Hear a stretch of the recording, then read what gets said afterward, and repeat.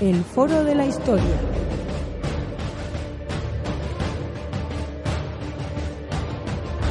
El pasado tiene mucho que contar.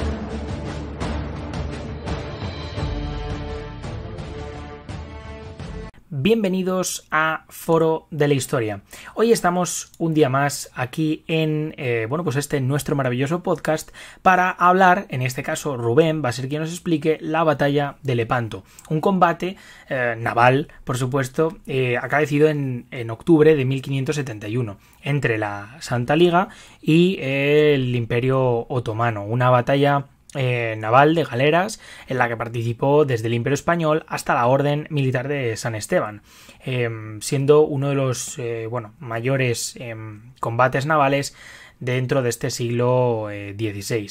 La verdad es que me parece un tema bastante interesante, un tema que creo que además nuestro amigo Rubén nos va a explicar en profundidad.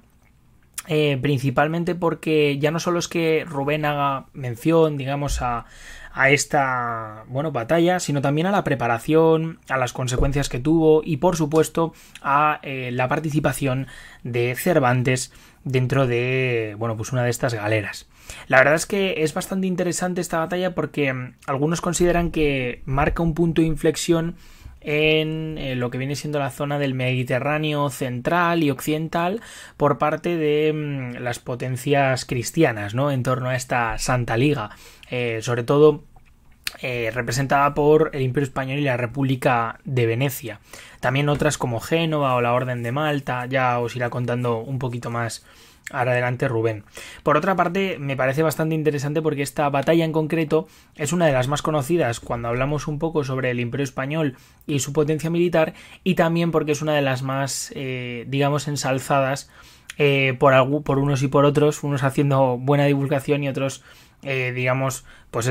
glorificando lo que viene siendo esta batalla. Hay que ver también un poco, y creo que, Rubén nos lo va a comentar más adelante, las consecuencias de esta batalla y, por supuesto, cómo lo vivieron ciertos personajes en la época.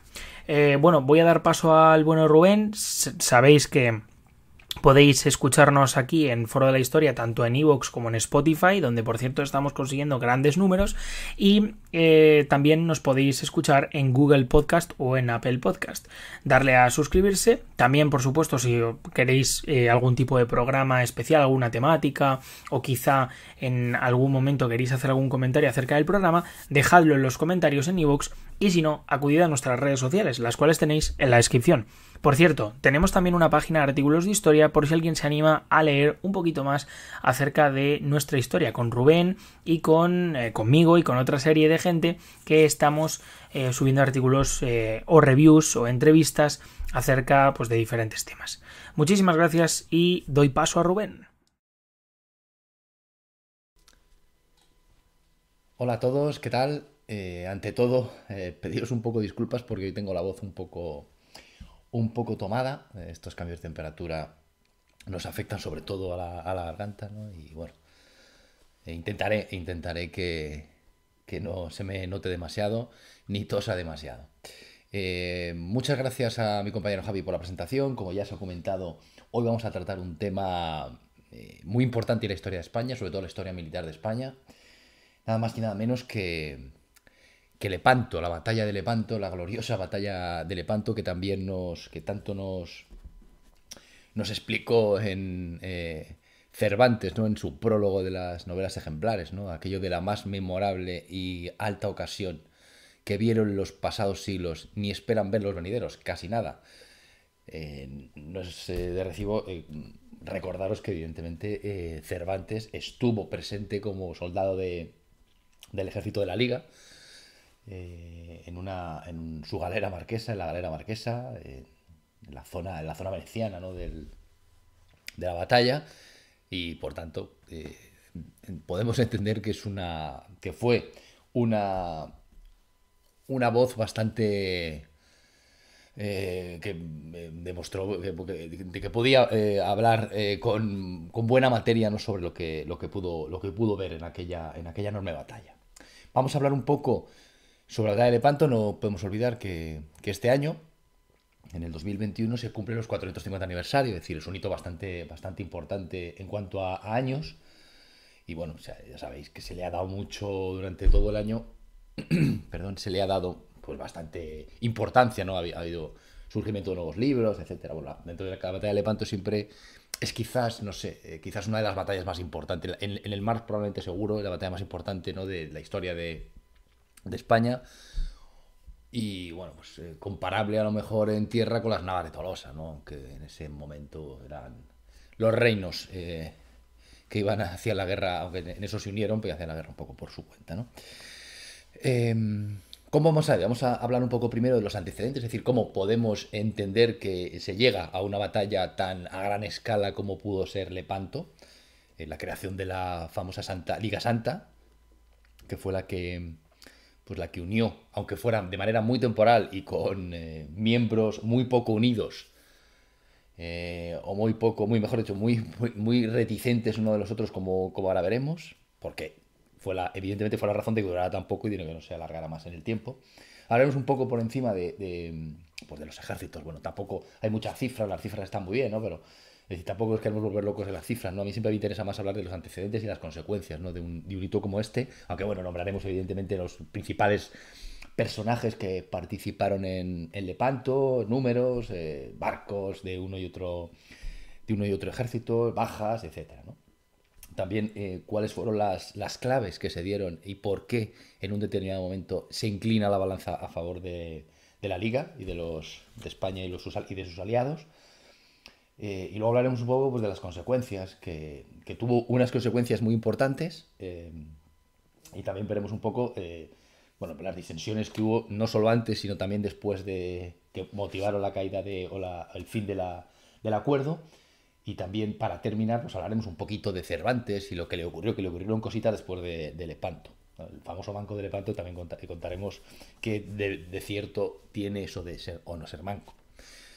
Antecedentes, pues con respecto al empuje turco, nos tenemos que viajar un poco a la caída de Constantinopla. La caída de Constantinopla, la verdad, fue algo importante porque tuvieron un acceso muy amplio, aparte a gran parte de la zona del Oriente Mediterráneo, del Mediterráneo Oriental, y tuvieron un contacto muy cercano con muchos territorios cristianos del Oriente Europeo, ¿no? No podemos negar el afán de conquista que tenía el Imperio Turco, ¿no? De hecho, llegó a ocupar muchísimo terreno, tanto en el norte de África como en la zona oriental. Tenía bastantes frentes también, y uno de sus más principales puntos siempre fue el Mediterráneo. Como hemos comentado, pues, la tarea de Constantinopla, dentro de ya el siglo XVI, porque la toma de Constantinopla fue mucho anterior, fue en el siglo anterior. En el siglo XVI, si destacamos dos personajes importantes del bando turco, tenemos que ir sin ninguna duda, a Solimán el Magnífico y a Selim II, ¿no? Su heredero. Durante más o menos estos aproximadamente 50 años que reinaron ambos, pues fue donde probablemente más amenazada se pudo tener la zona, tanto el Mediterráneo como incluso gran parte de Europa. No podemos olvidar que pues, la zona de Grecia y todo estuvo bajo el dominio turco, ¿no? Con lo cual, evidentemente, como ahora contaremos, los venecianos los tenían muy cerca, ¿no? Que fueron uno de los que participaron en esta unión militar o santa, como le llamaron. Podemos destacar, por ejemplo, pues el sitio de Viena en 1529, la toma de la isla de Rodas, que es donde habían llegado los caballeros de las cruzadas, cuando estuvieron durante mucho tiempo en las islas de Rodas, ¿no? Ahí se establecieron las órdenes militares, que luego se fueron a Malta gracias precisamente a Carlos I, ¿no? al emperador Carlos V, que le cedió la isla de Malta, y ahí fue donde se formó la Orden de Malta, ¿no? Los caballeros de Malta, que también participaron en esta batalla con muy poquitas naves, y no recuerdo, pero creo que su capitana creo que fue una de las que se perdió, ¿no? En la Liga Santa, y perdieron bastantes caballeros. Al final les fue bien, probablemente estaban en la zona de la batalla equivocada, ¿no? Ahora contaremos un poco las zonas que hubo de de la batalla, ¿no? Entonces, pero a lo largo del siglo XVI, como hemos comentado, hubo incluso un intento de la toma un gran intento, con un ejército muy grande de la toma de Malta, ¿no? En 1565. Pero digamos que lo que hizo saltar todas las alarmas fue la conquista de Chipre. La conquista de Chipre sucedió en 1569, ya bajo el reinado de Selim II. Y si bien también habían apoyado, no solo habían financiado parte el pirateo que había bastante movimiento pirata en el Mediterráneo, ¿no? Que afectaba mucho a las costas españolas, y habían dado apoyo en el famoso rebelión de las Alpujarras, ¿no? Pero sin duda la conquista de Chipre fue un punto importante, y sobre todo no podemos olvidar que Chipre estaba bajo el dominio de Venecia, y prácticamente la cercanía del Imperio Turco con los venecianos era importante. Había bajado muchísimo su poder. Venecia basaba su poder sobre todo en el comercio, evidentemente en el que incluía un poder militar, un poder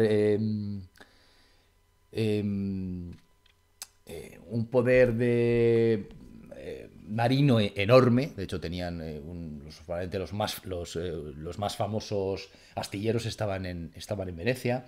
Incluso construyeron los grandes barcos que aparecen en Lepanto, fueron un invento, o por lo menos fueron puestos en práctica de manera muy, muy decisiva por ellos, ¿no? Las famosas galeazas que ahora veremos, y que fueron muy importantes en la batalla.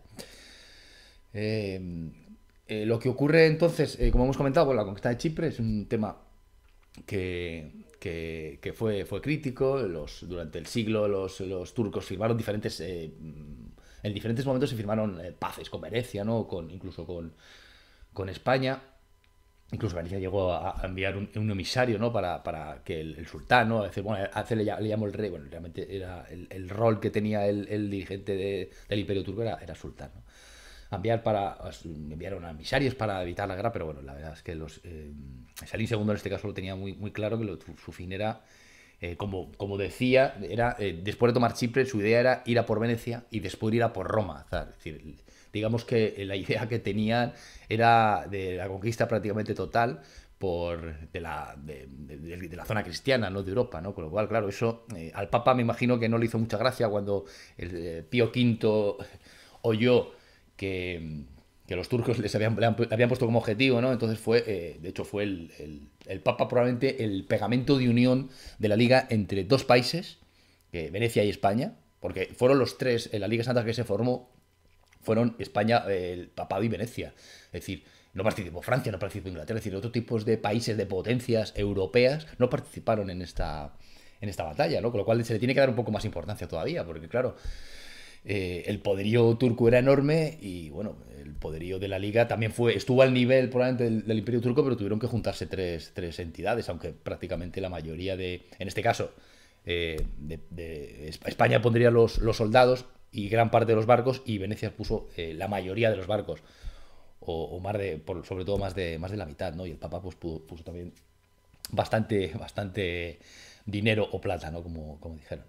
Pues como hemos comentado, pues gracias a la intercesión de Pío V, del Papa, en base ante todo de una enorme desconfianza mutua, no se fiaban, nunca tuvieron buenas relaciones España y Venecia, lo mismo que España sí tuvo buenas relaciones con Génova, por ejemplo, que fue habitualmente una aliada. Con tiempos con Milán depende, ¿no? También Milán cayó bajo la presencia francesa durante tiempos, pero en general también. Con Florencia tuvo también mejores y peores momentos, pero contra Venecia jamás fue una aliada de los españoles. Pero bueno, ya tenían que llegar a un acuerdo dentro de lo que hemos comentado, ¿no? De esta desconfianza mutua. El Papa, digamos que también es verdad que España recelaba un poco. Es decir, tenemos que entender que España sí fue, evidentemente, a la batalla de Lepanto, además fue con todo lo que tenía. No podemos olvidar que España tenía muchos frentes en aquel año, ¿no? En 1571 estamos hablando que estaba enfrentado prácticamente en cualquier parte de Europa, ¿no? Entonces, aún así, en Felipe II, que no tenía un interés, digamos, en hacer una cruzada, ¿no? Porque no dejaba de ser se vendió como una guerra santa, ¿no? Realmente el Islam contra el cristianismo, ¿no?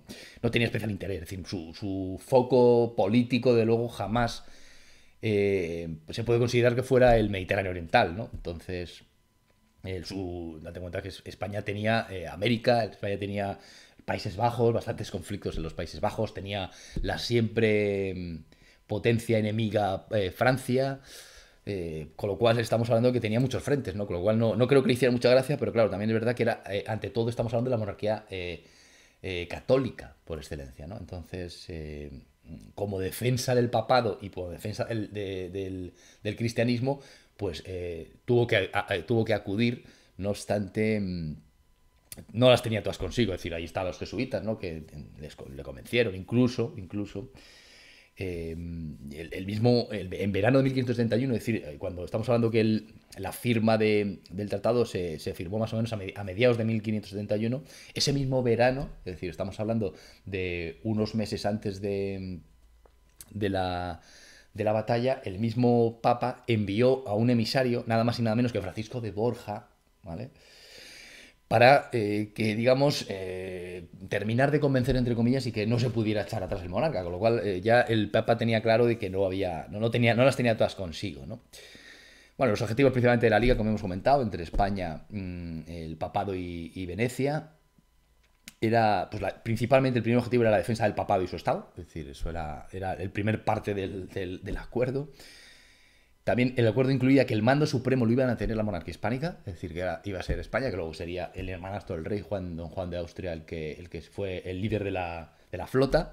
Y como otro punto, otro objetivo, era la prioridad, era mantener en 1571, aquel año, ¿no? El Mediterráneo oriental fuera, o sea, mantener a los turcos fuera del Mediterráneo oriental, ¿no? Que era la demanda que tenía sobre todo Venecia, que al fin y al cabo la presencia de barcos en el Mediterráneo oriental perjudicaba a su comercio, que era finalmente el comercio marino, ¿no? También terrestre, pero sobre todo eran grandes marinos, ¿no? Entonces, bueno, como hemos comentado, la firma se realiza el 20 de mayo de 1571, aunque estaba negociando desde un año antes, con lo cual ahí dejamos un poco claro las desconfianzas, ¿no? Y de hecho, incluso, a ver, todavía no hemos empezado la batalla y me estoy liando a lo mejor, ¿no? Pero yo creo que son cosas curiosas. Incluso España era reticente, perdón, incluso a llamarle Liga. Hasta ese punto tenemos que hablar. Es decir, ¿por qué? Porque a España le recordaba, o a los dirigentes españoles, ¿no? A los ministros o a los que mandó Felipe II para las negociaciones, les recordaba a la Liga Itálica que se había firmado en 1455, cuyo fin era controlar la península, que el Papa pudiera controlar. Es decir, fue una liga que se hizo para poder controlar la península itálica, ¿no? No olvidemos que desde tiempos muy antiguos, sobre todo, evidentemente, en la Corona de Aragón, tuvo mucha presencia en diferentes partes de Italia, con lo cual la famosa Liga Itálica o esta Liga Itálica, pues tenía el objetivo principal era disminuir la presencia española o en este caso aragonesa en Italia, con lo cual, bueno, había esa reticencia de la palabra liga, ¿no? Se quería poner la palabra junta, bueno, al final se aceptó la liga, que se llamara así, bueno, en fin, ya estamos hablando ya hasta temas de términos, ¿no? Como hemos comentado, en España tuvo el mando supremo, eso se acordó, porque además prácticamente la mitad de los soldados, o más de la mitad de los soldados, mejor, yo creo que estamos hablando de 2/3, prácticamente incluso más de 2/3, alrededor de 2/3 de los soldados eran españoles, con lo cual ahí la fuerza la tenía, entonces se acordó que fuera don Juan, el hermanastro de Felipe II, quien fuera el líder y el que fuera en la galera principal de la Armada, ¿no? Es decir, también hubo disensiones dentro de España o dentro de la corte, sí, como las hubo después de la batalla. Teníamos a don Juan, pero teníamos también al príncipe de Éboli, por ejemplo, a los jesuitas, a los favorables al papado, por un lado, es decir, a los más católicos, por un lado, pero luego teníamos en el otro lado, que estos sí eran favorables a unirse al papa, evidentemente, y al enfrentamiento contra los turcos, pero luego teníamos también a otros sectores dentro de la corte, como los seguidores, los albistas, ¿no? Los seguidores del duque de Alba, los sectores más conservadores, ¿no? Que pensaban que no se nos había perdido nada en esa parte del Mediterráneo, ¿no? Y de hecho, por ejemplo, se envió a Luis de Requesens como lugarteniente a Lepanto.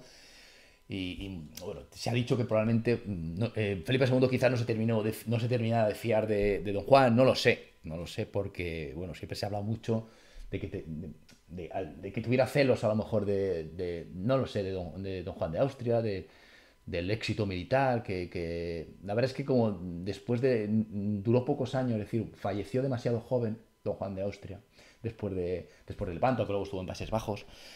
Pues no se sabe, pero bueno, siempre ha habido eso. Yo, no sé, he leído algún libro sobre algún biógrafo o gente que estuvo cerca de Felipe II, donde explica un poco lo que pensaba sobre su vida, va explicando, ¿no? Bueno, pues él niega siempre que tuviera ningún problema con decir que además que le había prometido a su padre que cuidaría de él y tal. Pero bueno, en fin, el caso es que Luis de Requesens participó en el Lepanto como lugarteniente, ¿no? Y supuestamente para limitar el poder real. Llegamos a la batalla de Lepanto. Sucedió un 7 de octubre de 1571.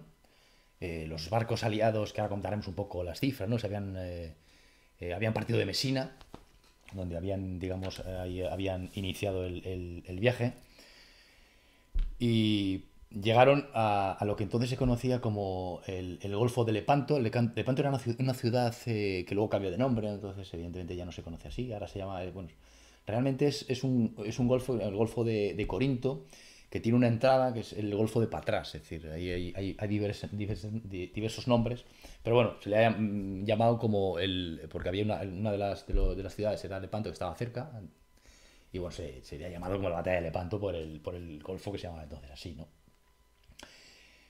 Los ejércitos que se formaron en esta batalla eran muy similares en cuanto a números. Probablemente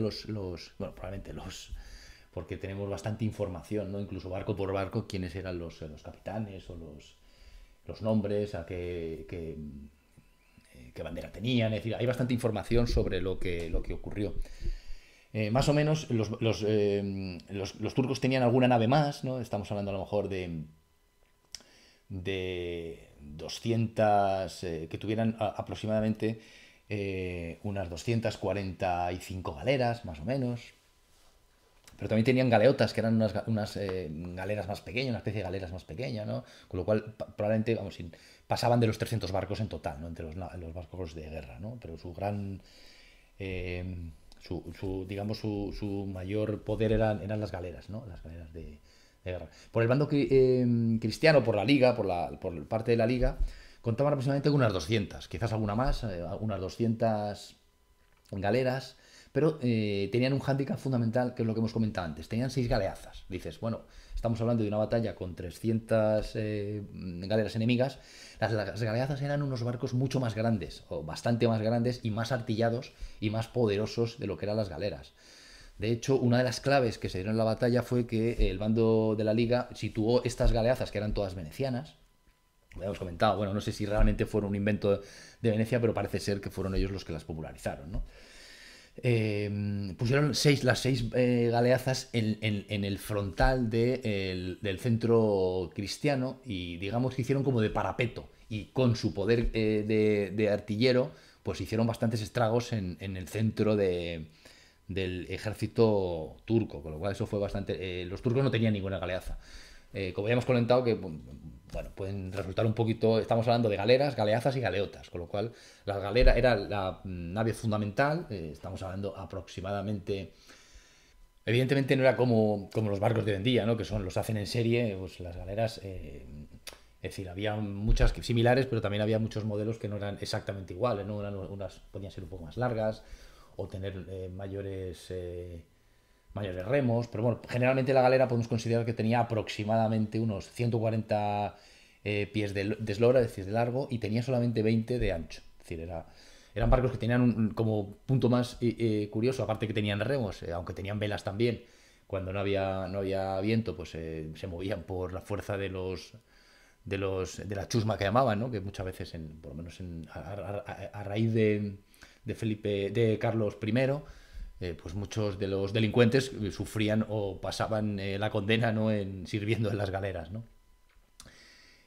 más o menos solían tener 2 o 3 palos, o sea, 2 o 3 velas, o palos de velas, y más o menos entre 300 y 400 hombres, de los cuales gran parte eran las chusmas que hemos comentado, es decir, tenía aproximadamente entre 200 y 250, unos 250, también llamados galeotes, ¿no?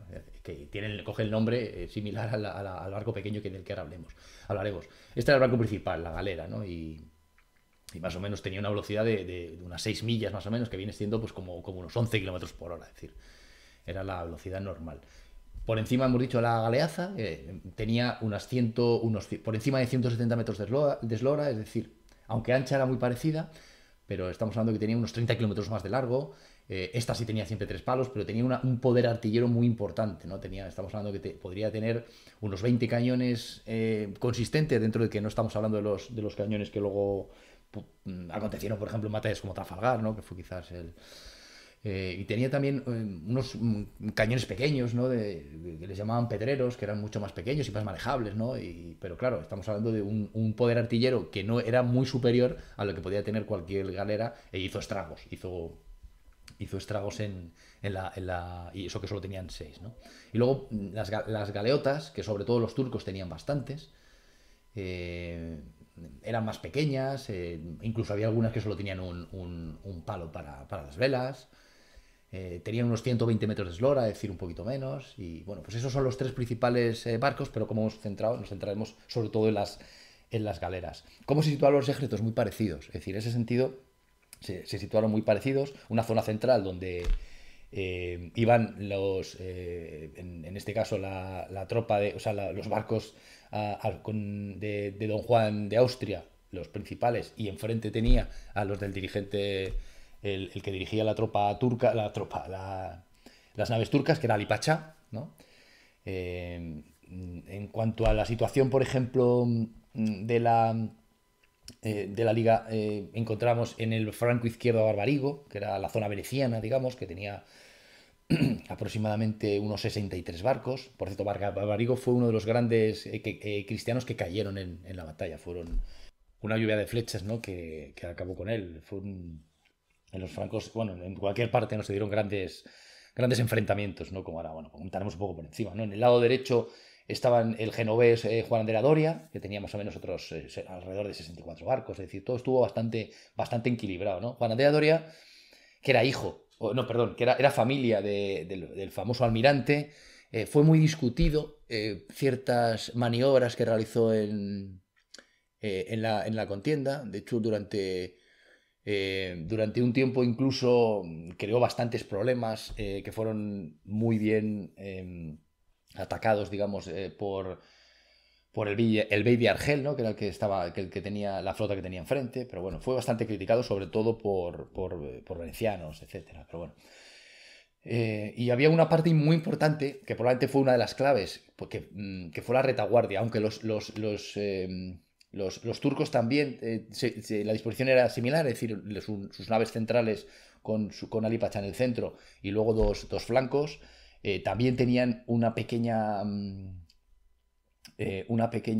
retaguardia, pero mucho menor de la que tenía la Liga Santa. De hecho, ahí destaca evidentemente Álvaro de Bazán, ¿no? El marqués de Santa Cruz, que con 35 galeras acudió en tiempo y forma a cada uno de los lugares donde hizo falta, y fue crítico y probablemente fue fundamental, sobre todo, por ejemplo, cuando Andrea Doria casi fue superado, ¿no? Por Ulucali, que era el atacante del lado izquierdo turco, ¿no?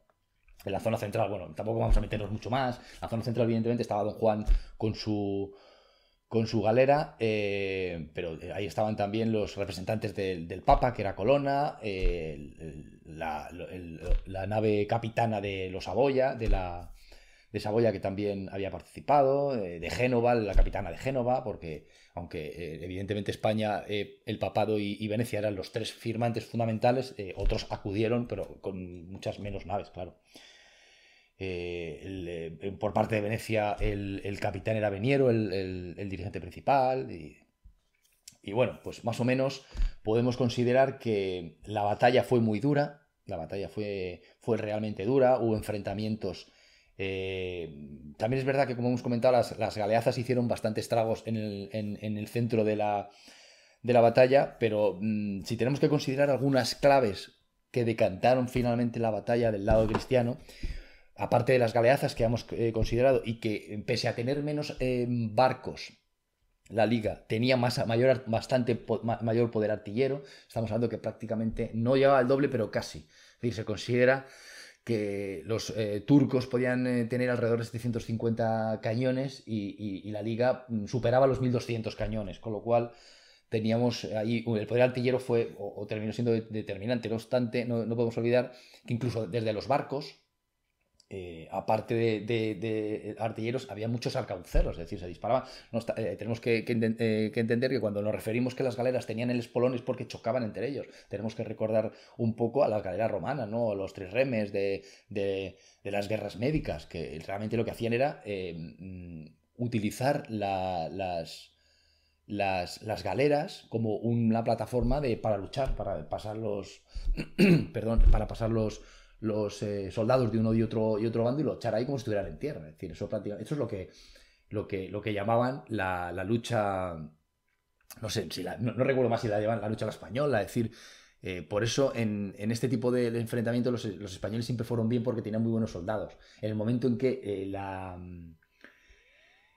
los combates en el mar o los combates dependieron sobre todo de la artillería, ahí fue cuando digamos, el poderío naval se decantó en base a se decantó más en el lado, en este caso en el lado inglés. ¿Por qué? Porque no solo porque tuvieran o no tuvieran mejores barcos o mejores, que los españoles tenían barcos fantásticos, pero probablemente dedicaron a entrenarse mucho el tema de la artillería, probablemente más que en España, y se hicieron auténticos profesionales. Y en ese sentido, digamos que el poderío naval inglés comenzó a superar al español, aunque hubo batallas, evidentemente, posteriores y batallas artilleras que cayeron del lado español. Pero bueno, eso es otra historia, no vamos a.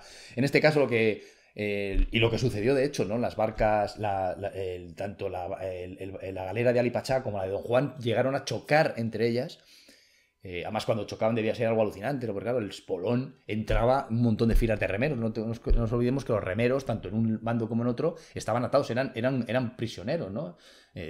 No solo en la parte de las galeras de la Liga Santa, estamos hablando, o las galeras españolas, era lo que hemos llamado que eran chusma, es decir, gente que estaba cumpliendo condena y muchos de ellos pues estaban atados y cuando llegaba el espolón de la galera contraria pues podía arrasar con las primeras filas de los remeros, ¿no? Y por parte turca igual, eran los cristianos los prisioneros cristianos también servían en las galeras turcas. De hecho, se liberaron mucho, porque como ahora contaremos, se quitaron se cogieron muchas galeras a los turcos, ¿no? Se conquistaron muchas galeras y se liberaron muchos prisioneros cristianos que estaban allí de remeros, ¿no? Otro de aparte de la artillería, también, como ya hemos comentado, en las barcas o en las galeras había muchos arcabuceros disparando a los barcos contrarios, como ya hemos comentado, como se chocaban, pues estaban muy cerca, ¿no? Estaban a distancia de arcabuceros. Eso fue importante. Los turcos también tenían arcabuces, pero sobre todo tenían arcos. Y fueron en aquella jornada fue mucho más importante, evidentemente, la acción de un arcabuz frente a la acción de una flecha, ¿no? Eso fue otra de las claves que decantaron la balanza. En cuanto a los soldados, aproximadamente estamos hablando de unos 34.000 frente a 31.000, es decir, los hombres fueron muy similares en número de soldados, de los cuales, en concreto de los 31.000 soldados, pues luego estamos hablando que había más de 40.000 galeotes, es decir, remeros, pero bueno, su mayoría estaban atados, ¿no? Y luego 13.000 marineros que también tenían que tener. Es decir, estamos hablando que del lado cristiano, por ejemplo, entre soldados, galeotes y marineros, estamos hablando de 90.000 personas que se juntaron en los más de 200 barcos, con lo cual estamos hablando que era un número muy, muy, muy elevado. Pues bueno, más o menos de los más de 30.000 soldados de la Liga, 20.000 habían sido aportados por España. Con lo cual la mayoría eran, y muchos de ellos eran de los tercios, ¿no? Entonces, digamos que eran soldados, estaban acostumbrados a luchar, eran muy experimentados en batalla y como se hacían en el momento en que dos galeras se juntaban, prácticamente desaparecía desaparecía el luchar en el mar y ya se transformaba en una pista, como hemos comentado, de 140 por 2, 240 pies, una pista donde los dos ejércitos se enfrentaban como si estuvieran prácticamente en tierra, ¿no? Por el lado turco teníamos los genízaros, que era, digamos, su tropa de élite, ¿no? Similar a los tercios, pero en aquellas también estaban acostumbrados a batallas, pero digamos que en Lepanto los tercios impusieron a los genízaros en las batallas que tuvieron. La otra de las claves, como ya hemos comentado, es la retaguardia. Álvaro de Bazán, con sus 35 galeras, fue trascendental en ayudar a los flancos o al centro cuando tuvieron problemas en los enfrentamientos con sus rivales turcos. Y la retaguardia de Turquía pues eran 8 galeras, aunque había bastantes, también estaban completadas con bastantes galeotas, pero los galeotas no dejan de ser unos barcos inferiores a las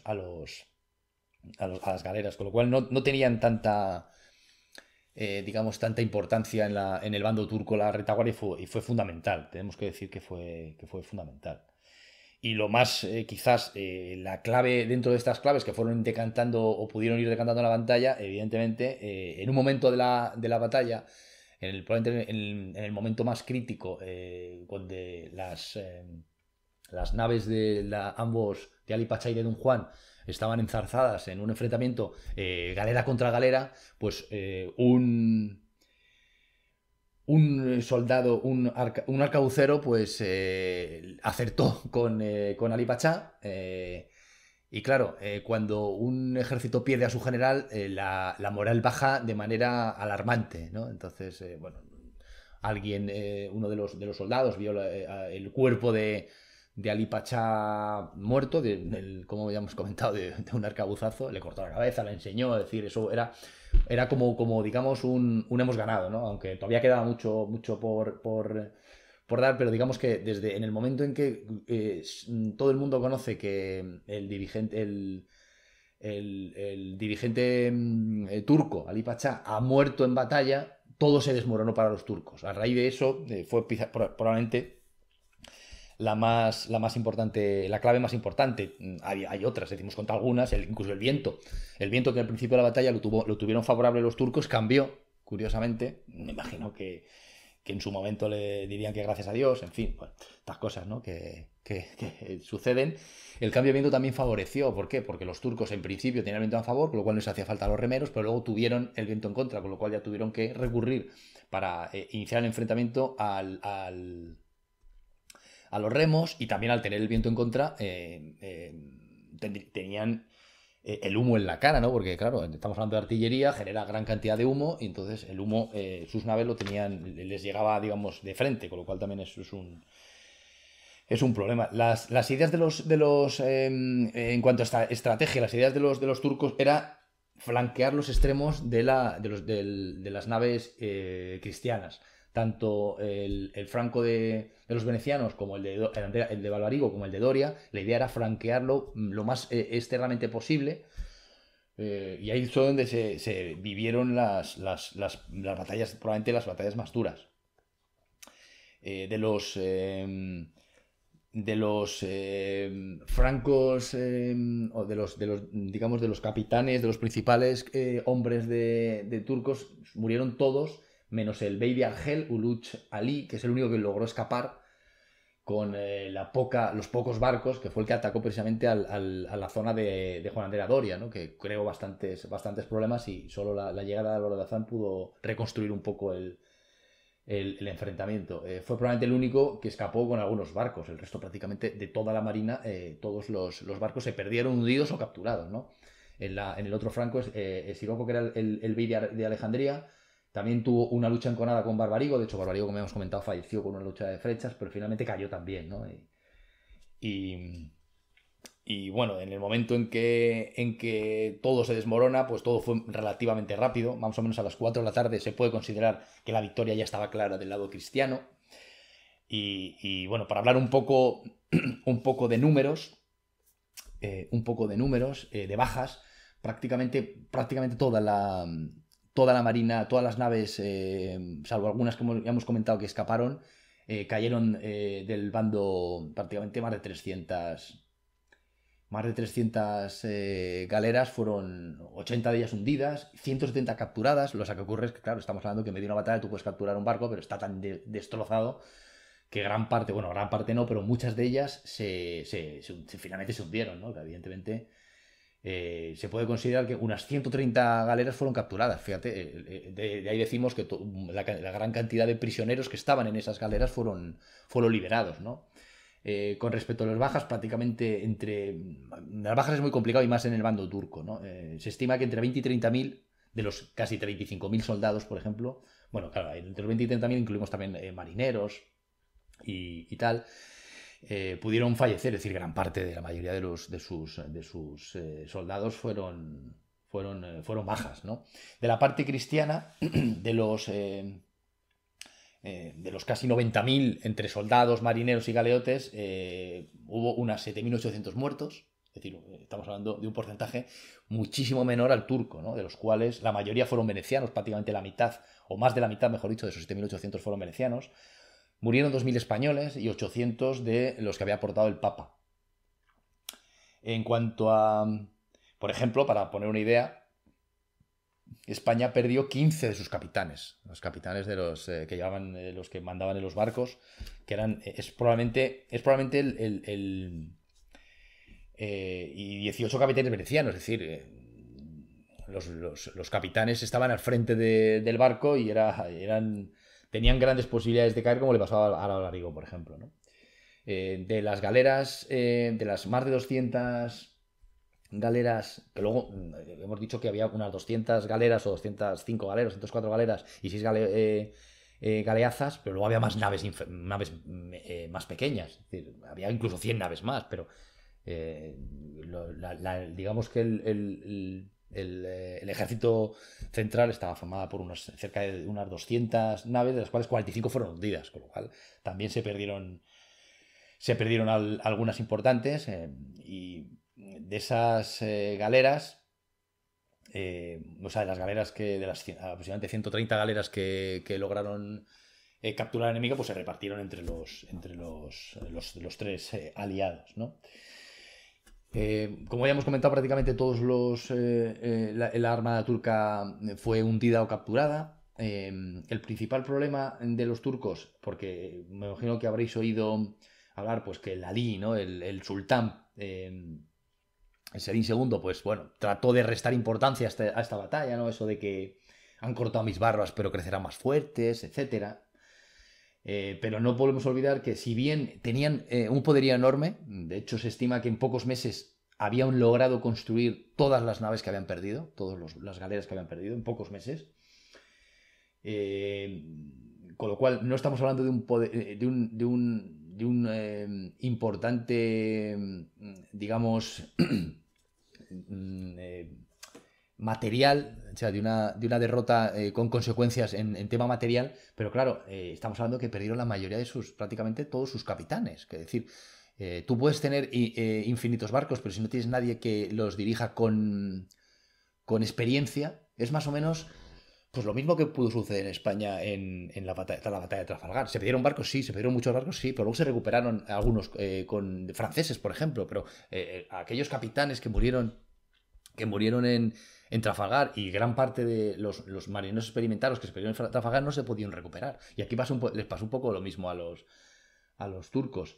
Si hablamos un poco de las consecuencias de esta batalla, aparte de todas las pérdidas de sus capitanes y de gente experimentada en el mar, también se ponía un poco fin a la idea, entre comillas, de invencibilidad turca en el mar. Es decir, se pensaban, todos le temían a los turcos, todos temían a la armada turca, ¿no? Entonces, claro, llegaron aquí 4 españoles con unos barcos, con unos venecianos y con unos cuantos barcos, y les aplastaron literalmente, ¿no? Viendo las cifras prácticamente, ¿no? Entonces, claro, esa invencibilidad, pues digamos que pasaba a un lado y ya eso también para la moral de los cristianos o los futuros enfrentamientos también fue importante. Pese a que el Selim II había dicho aquello de las barbas, pues se puede considerar que Lepanto fue el fin del avance turco por el Mediterráneo. Siguieron los piratas turcos. De hecho, en poco tiempo tomaron, en 1534 tomaron Túnez, que está bajo el control de los españoles de los tiempos de Carlos I. Pero aproximadamente a los 3 años de Lepanto lograron tomar Túnez, ¿no? Y prácticamente dominar el norte de África. Pero no llegaron a ser, desde luego no llegaron a tomar Venecia ni Roma como había prometido Selim II tras la toma de Chipre. Y bueno, en ese sentido sí que fue crítica importante, ¿no? Es decir, bastantes problemas tenía Turquía con la zona oriental de su imperio. Y bueno, a partir de ahora pues se dedicaron más sobre todo a esa zona que al Mediterráneo, porque hemos comentado que los barcos los recuperaron. También, como consecuencia, se demostró que don Juan de Austria era un grandísimo capitán, un grandísimo comandante militar. No olvidemos que, por ejemplo, se recuerda por los testimonios de la época, las proclamas antes de la batalla. Se subió a un barco pequeño, más manejable, para ir por la zona de las galeras cristianas, arengándoles, ¿no? Incluso hay por ahí hijos, ¿no? Frases que dijo, como por ejemplo: hijos, no dejéis que el enemigo os pregunte dónde está vuestro Dios, también haciendo hincapié en la razón religiosa y de defensa de religión o de guerra santa, como queramos llamarle, desde la que dar moral a sus tropas, ¿no? A mí me viene directamente la imagen, ¿no?, de Braveheart, ¿no?, cuando William Wallace en la película toma el caballo y va diciendo esas cosas y la gente se viene arriba como locos cuando estaban a punto de salir corriendo, ¿no? Es decir, bueno, aquí no estaban a punto de salir corriendo, pero había muchas dudas. También hubo dudas, cuidado, en el bando turco. ¿Por qué? Porque en el bando turco se pensaban en principio que iban a ser muchas menos las naves con las que se iban a enfrentar. Los espías que tenían les habían informado de muchas menos, de un número mucho menor, por eso lo veían como una batalla fácil.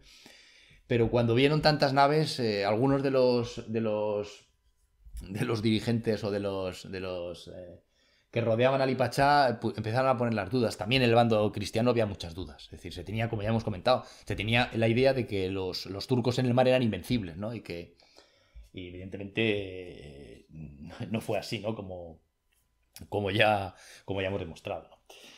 Pero ¿qué ocurrió tras esta batalla? La idea era que la Liga siguiera, digamos, hostigando hasta acabar prácticamente totalmente con la presencia de los turcos en el Mediterráneo. Pero esto no se lleva a cabo. Aunque estuvo un tiempo funcionando y hubo algunos ataques y algunos intentos, duró muy poco. Ya hemos comentado que se creó en base a la desconfianza mutua entre España y Venecia, y las disensiones y las desconfianzas hizo que pronto se disolviera la Liga.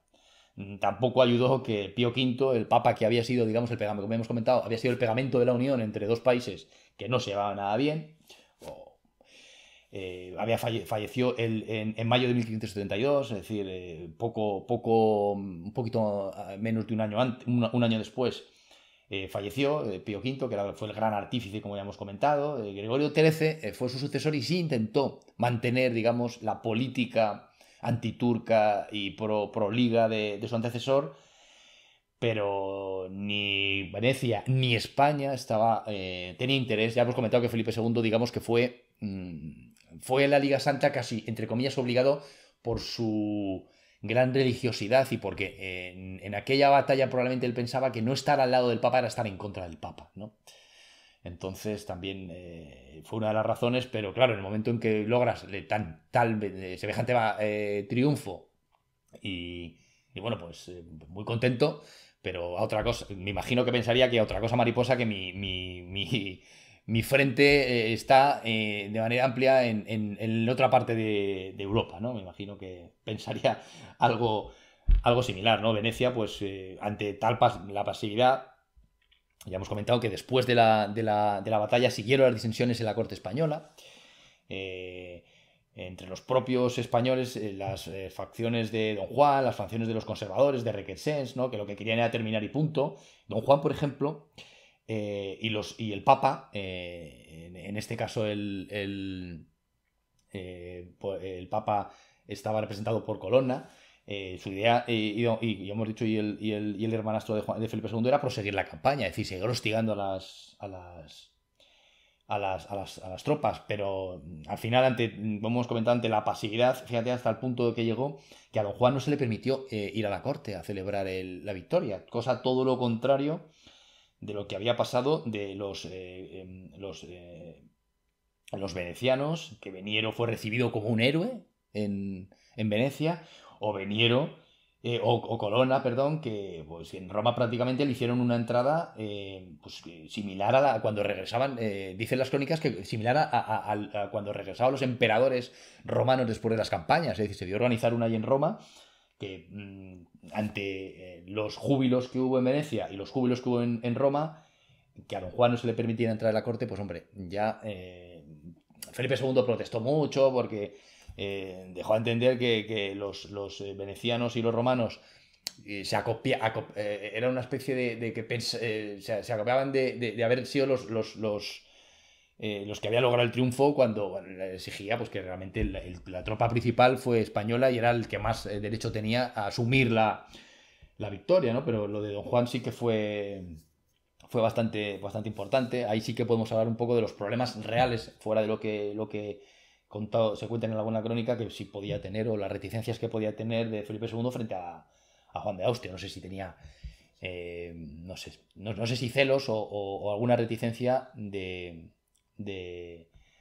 poder, o de que fuera, no sé, no creo que don Juan pensara realmente con los problemas.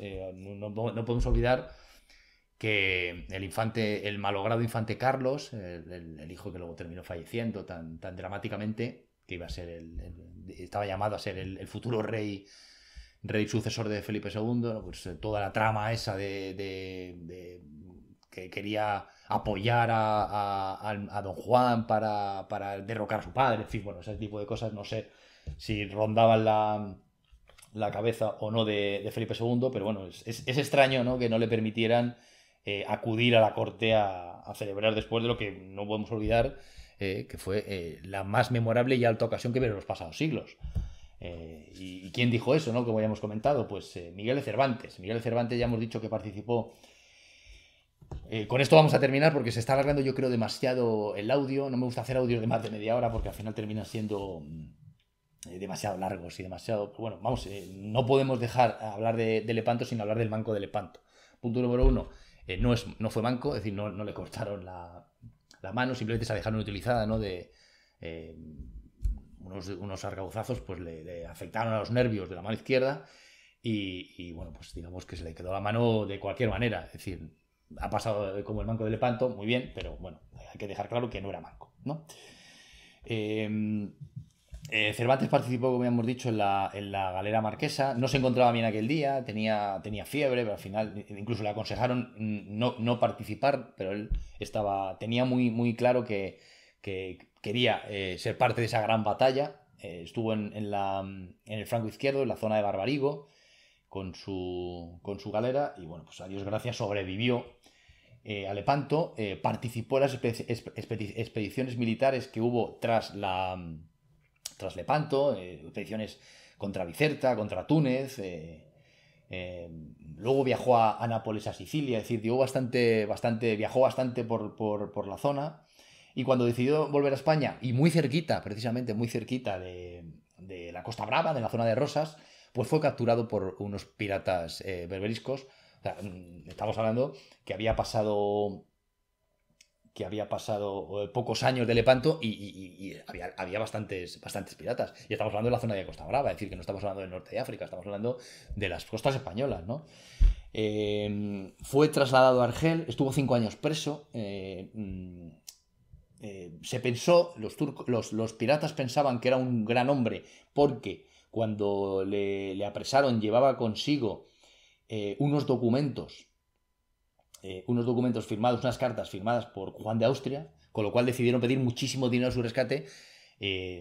Por cierto, también iba su hermano, que a su hermano sí pudieron pagar, a su hermano Rodrigo sí pudieron pagar el rescate, pero claro, pidieron la barbaridad de 500 escudos pues, que no pudieron pagarlos. Por eso estuvo 5 años.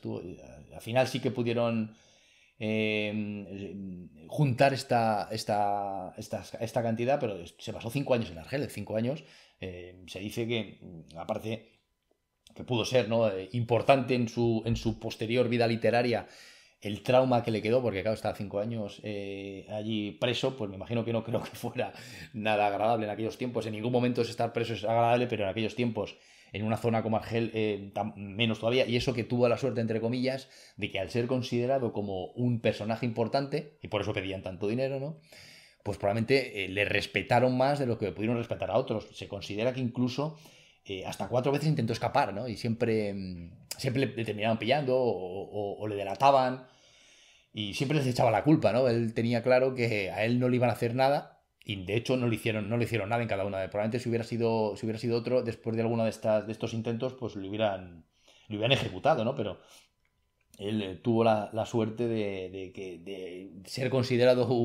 una persona de la que podía sacar dinero y bueno, y trataron siempre de mantenerle con vida. Curiosamente, en el 1580, cuando iban a trasladarle después de un intento de fuga, ya estaban, me imagino, un poco cansados del amigo, ¿no? Y entiendo que le prepararon un viaje a Constantinopla, le apresaron, le pusieron con cadenas y la idea que tenían era llevarlo a Constantinopla. Probablemente si lo hubieran llevado a Constantinopla hubiera desaparecido Cervantes y Cervantes no hubiera sido Cervantes. Es decir, no vamos a decir que hubiera desaparecido, pero probablemente no hubiera escrito nada de lo que escribió o no nos hubiera llegado y evidentemente el Quijote no hubiera existido, con lo cual fíjate, es muy importante que justo cuando estaba a punto de partir para Constantinopla llegaron los dineros, los escudos por parte de los trinitarios, que eran normalmente los que solían mediar con los piratas para este tipo de salvoconductos y pagar lo que pedían y poder salvar a los presos cristianos.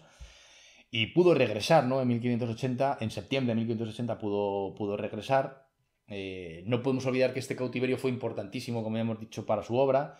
De hecho, tras su cautiverio, el primer escrito son los Tratos de Argel, que prácticamente es una autobiografía, ¿no?, de todo lo que vivió en su cautiverio. Pero estamos hablando que la Galatea, los trabajos de Persiles y Sigismundo, hay claras nociones a lo que él vivió.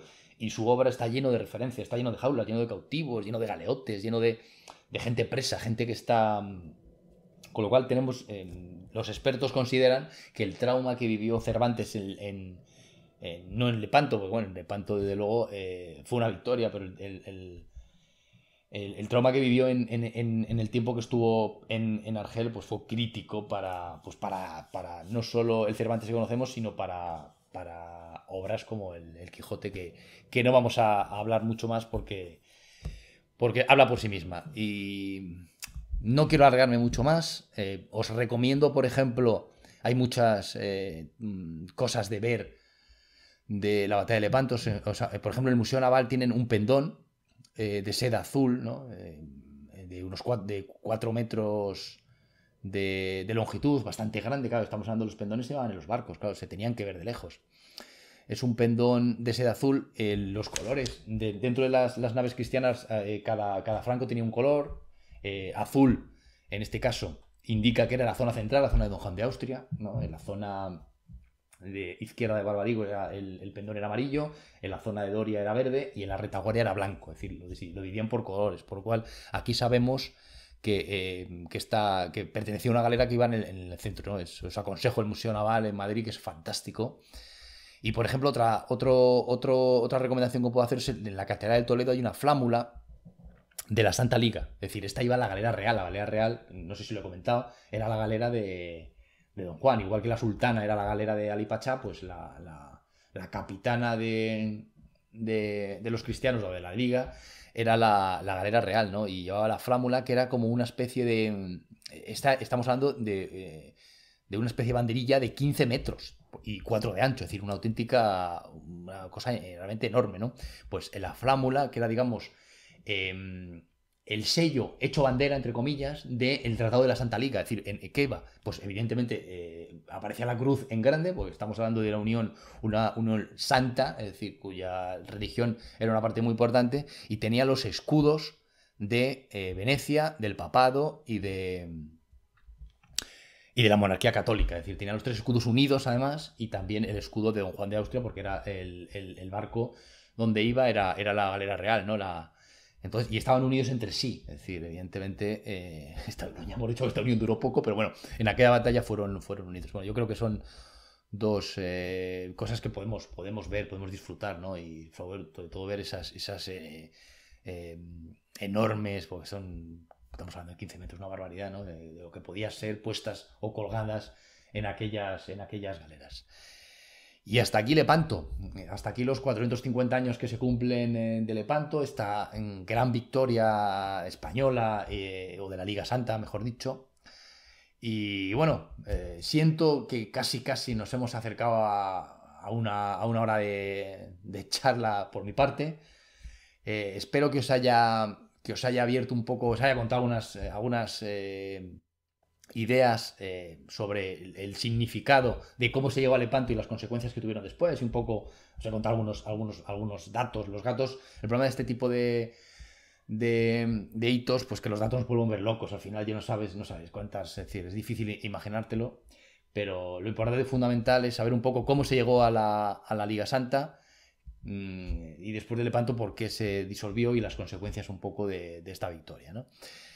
Sin más, os envío un gran saludo y nos vemos pronto. Venga, hasta luego.